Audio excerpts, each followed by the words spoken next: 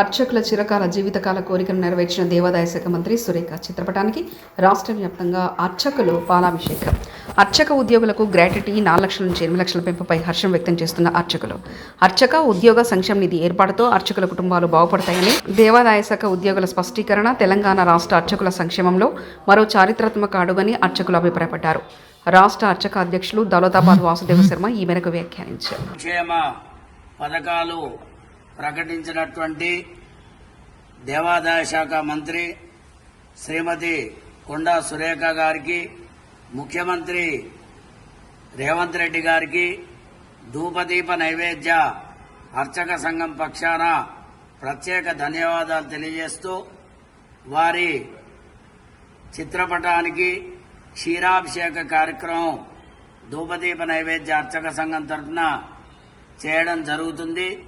ఈ యొక్క ధూపదీప నైవేద్య అర్చక పథకాన్ని ఆనాడు కాంగ్రెస్ ప్రభుత్వం శ్రీకారం చుట్టి నేడు చాలా దారిద్ర్య రేఖకు దేవుగా ఉన్నటువంటి అర్చకుల స్థితి మెరుగుపరచడానికి అర్చక సంక్షేమ పథకాలైన విద్య, వైద్యము మరియు అంగవికలాంగులైనటువంటి వారికి సహకారం అందించడం, మరణించిన వారికి గ్రాడ్యుయేటీ ఇత్యాది అనేక సంక్షేమ పథకాలు ప్రకటించినటువంటి ప్రభుత్వమునకు మాన్య ముఖ్యమంత్రి రేవంత్ రెడ్డి గారికి, దేవాదాయ శాఖ మంత్రి శ్రీమతి కొండా సురేఖమ్మ గారికి మరియు సంక్షేమ పథకాలకి సహకరించినటువంటి దేవాదాయ శాఖ ప్రిన్సిపల్ సెక్రటరీ శైలజ రామయ్యారు గారికి, కమిషనర్ వెంకట్రావు గారికి, ఏడీసీ శ్రీనివాసరావు గారికి ధూపదీప నైవేద్య అర్చక సంఘం పక్షాన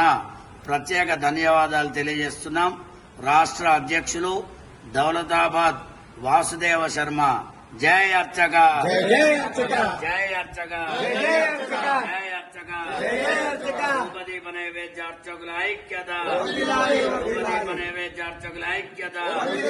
శ్రీమతి కొండా సురేఖమ్మ గారి నాయకత్వం, దేవాదాయ శాఖ మంత్రి కొండా సురేఖమ్మ గారి నాయకత్వం.